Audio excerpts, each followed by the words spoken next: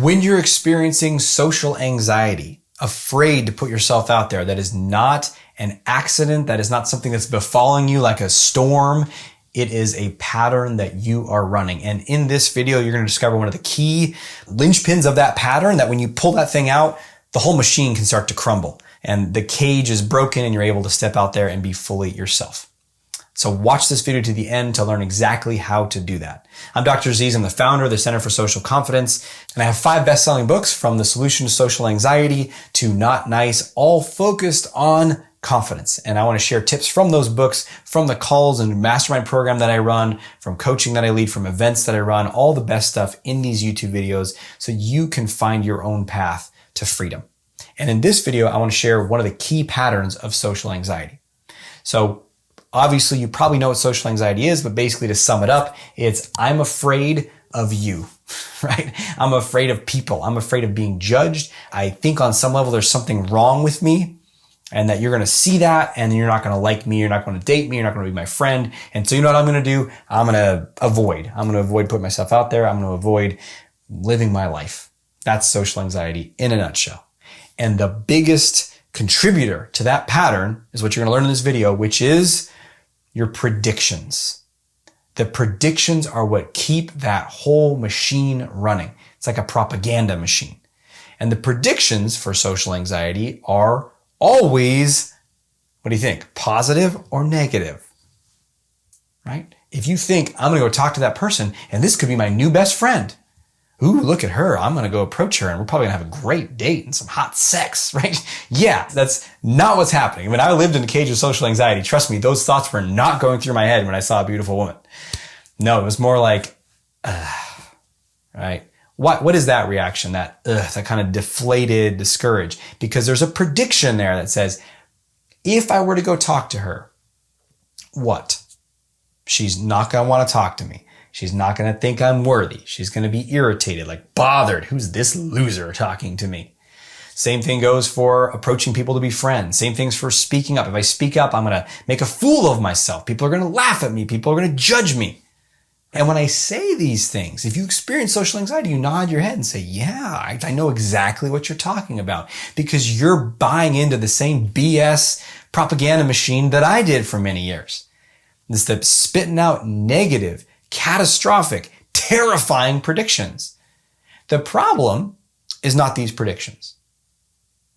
Your mind can keep spitting them out all day long. Your mind says all kinds of things that are maybe completely wrong, right? Tomorrow I'm going to have a bad day at work. Tomorrow I'm going to have a great day at work. We don't know. And yet we lock on the negative predictions with certainty, because then why? Well, then 2 things happen. 1, you don't have to take the risk. I didn't approach anyone for dating for many years of my life. Why? Because I know how it's going to go. What does that do? It serves to protect me from the risk, protect me from the discomfort of rejection, of something going wrong, quote unquote. On the flip side, it also blocks you from having anything going right.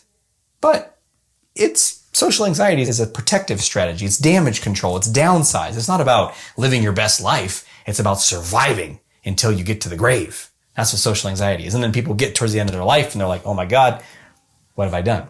That's why you're watching these videos, to make the changes sooner before the end of your life.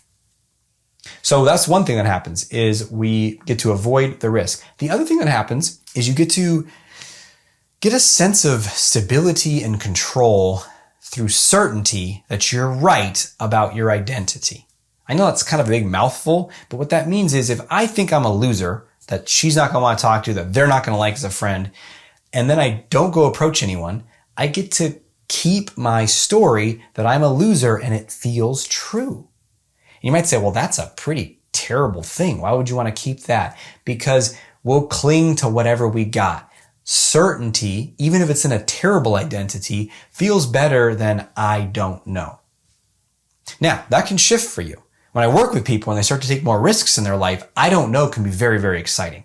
And to stay with the dating theme, because that's what I've used as examples in this video, there was a tipping point in my life after enough risk, after enough practicing the social skills that I teach in these videos and other places, after enough learning through doing, enough building my rejection tolerance by getting rejected, sometimes even on purpose, to build my muscle of rejection tolerance, after doing all of that, my identity started to change. And I thought, maybe some women would be interested in dating me. Maybe I am attractive. And then when I saw a woman that I was really drawn to, there would be a tinge of fear, like, ooh, I'm not sure how it's going to go. A little bit like, ooh, and excitement, energy, draw, passion, like, ooh, what's going to happen here? I don't know. So as you grow, as you go on offense, as you build confidence, the I don't know becomes not just tolerable, it might even become where the juice of life is. So share down below in the comments what you're finding most valuable from this video. What are you going to apply in your life? And until we speak again, we have the courage to be who you are and to know on a deep level that you're awesome. I'll talk to you soon.